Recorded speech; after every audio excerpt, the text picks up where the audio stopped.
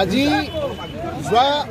কালি নগাঁৱৰ ঢিঙত যি এগৰাকী নাবালিকা হিন্দু কিশোৰীক তিনিজন ইছলামিক জিহাদীয়ে ধৰ্ষণ কৰি হত্যাৰ চেষ্টা চলালে তাক আমি ৰাষ্ট্ৰীয় বজৰং দল অসম প্ৰদেশে আমি তীব্ৰ ভাষাৰে গৰিহণা দিছোঁ।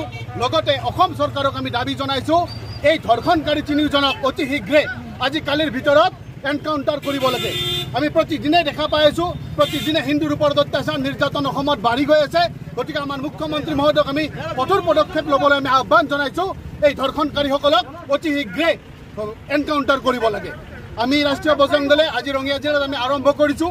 আমি 3 দিন ধৰি ধাৰাবাহিক আমি প্ৰতিবাদী কাৰ্যসূচী আমি চলাই যাম।